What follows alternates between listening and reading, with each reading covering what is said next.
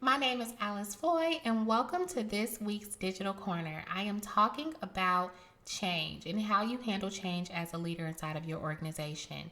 Now, over the past few weeks, we have talked about communication, we've even talked about collaboration.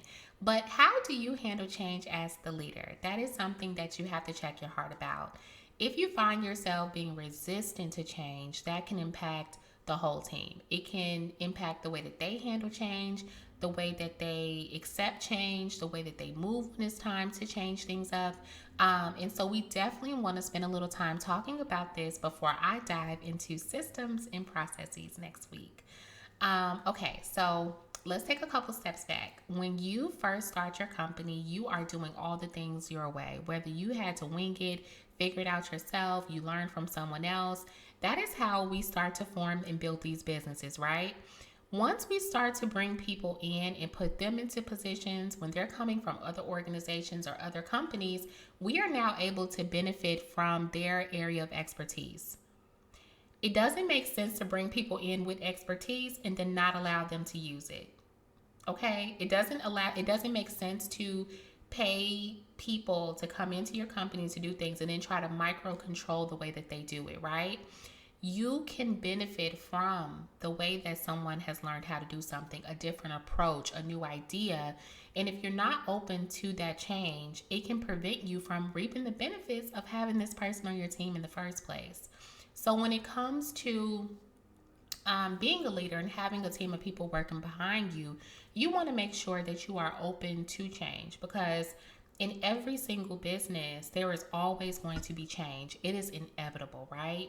And if you find yourself wanting to hold on to what was or how you used to do something and you don't want to hear any ideas from anyone else, you just want them to do what you say, you can't grow that way, right? So today I want to share 3 quick tips on ways that you can accept change, embrace change, and watch how it changes the way that you show up as a leader.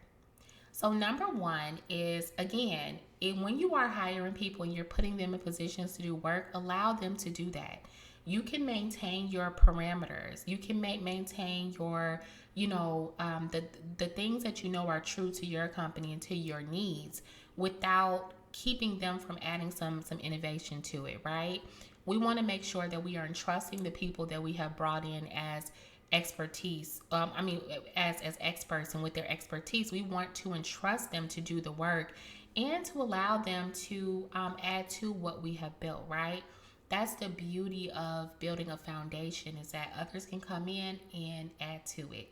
I cannot wait until the day that I can hand off some of the things that I still manage here at the Digital Jane to an expert who can build on what I have worked so hard to put a foundation around. So, number one is when you're hiring people, allow them to collaborate with you to build on the foundation that you've set and watch how it just unlocks a new level or the next level for your company.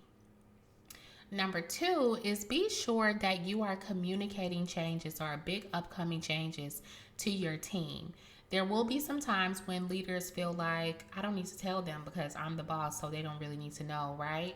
But when you do that, it's keeping them from having the insight on changes that may be coming up soon, right? So we want to make sure that we are communicating to our teams when things are coming up that will affect them directly. I like to say that it's always helpful to have some sort of alignment session, some sort of like, CEO and team alignment session so that they can get information on the changes that are coming up, how it's going to affect them, and some sort of timeline so that they know how this may impact their current workload. So, number two is communication. Like, just be open and share with your team the things that they need to know, especially when it's going to impact them directly. And number three is give them clarity on how they are going to be included in this change. I have made the mistake in the past of working with, we've done a lot of work with founders, right?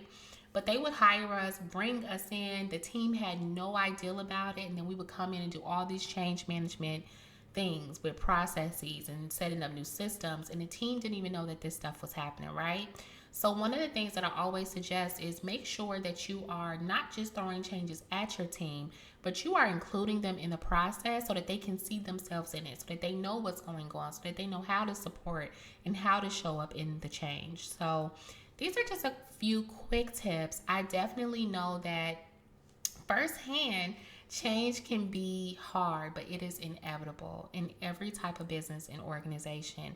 And when you, as a leader, show up and you're open and ready, you have the mindset that's flexible and ready for change, your team will be so much more able to adapt and not just stagnant, as things are constantly needing to evolve. So, if you enjoyed this newsletter, please leave me a comment. I'm always so happy to read your email replies, your comments on the video.